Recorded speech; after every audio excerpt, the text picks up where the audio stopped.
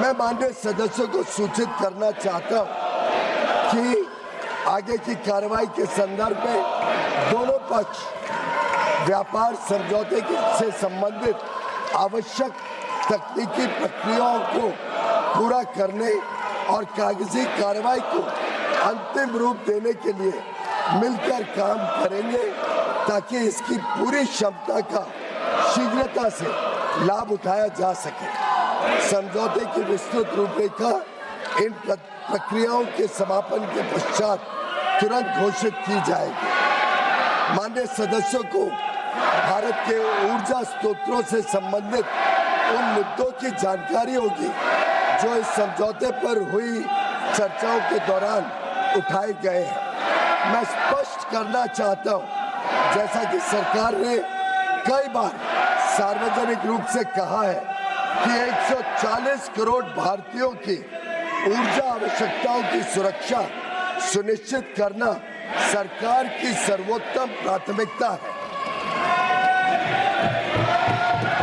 वस्तुनिष्ठ बाजार स्थितियों और बदलते अंतर्राष्ट्रीय परिदृश्यों के अनुरूप ऊर्जा स्रोतों में विविधता लाना हमारी इस कार्यनीति का मूल आधार है।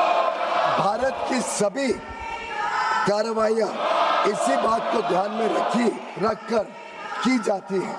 अतः मैं माननीय सदस्यों से इन मुद्दों को समुचित दृष्टिकोण से देखने का आग्रह करता हूं। दोनों देशों के बीच भावी व्यापार अवसरों के संदर्भ में माननीय सदस्यगण इस बात को समझेंगे कि भारत और अमेरिका काफी हद तक एक दूसरे की पूरक अर्थव्यवस्थाएं हैं। जैसे जैसे भारत विकसित भारत के पथ पर अग्रसर हो रहा है, हमें ऊर्जा, विमानन, डेटा केंद्र, परमाणु ऊर्जा आदि सहित कई क्षेत्रों में अपनी क्षमताओं को बढ़ाने की आवश्यकता होगी।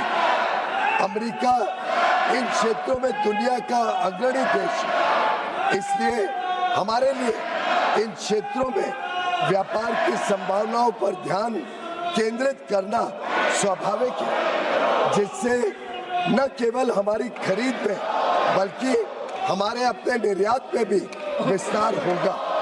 हमारा अनुमान है कि तुलनात्मक लाभ के परिणाम स्वरूप कई क्षेत्रों में भारत का निर्यात अमेरिका में भी काफी बढ़ेगा।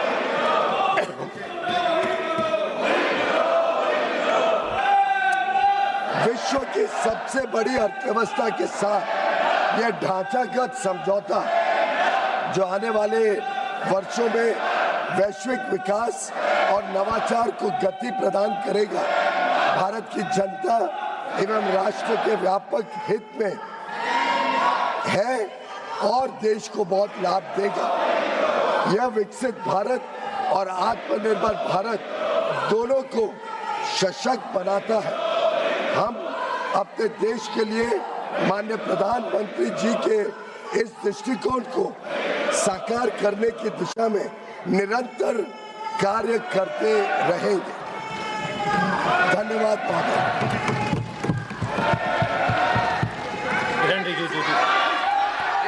तो केंद्रीय वाणिज्य मंत्री पीयूष गोयल को आपने सुना, ट्रेड डील पर एक जानकारी सदन को दी और ये बताया कि किसानों के हितों को ध्यान में रखकर ये ट्रेड डील की गई है। ये भी बताया कि ट्रेड डील ऐतिहासिक है क्योंकि अभी के दौर में देखें तो भारत पर सबसे कम टैरिफ अमेरिका की तरफ से लगाया गया है।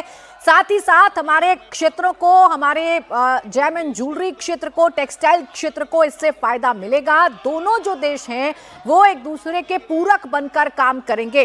हालांकि जिस दौरान वाणिज्य मंत्री पीयूष गोयल संसद में खड़े होकर, लोकसभा में खड़े होकर ट्रेड डील की जानकारी दे रहे थे, उस दौरान आप शोर सुन रहे होंगे, हंगामा सुन रहे होंगे। विपक्ष लगातार हंगामा कर रहा था।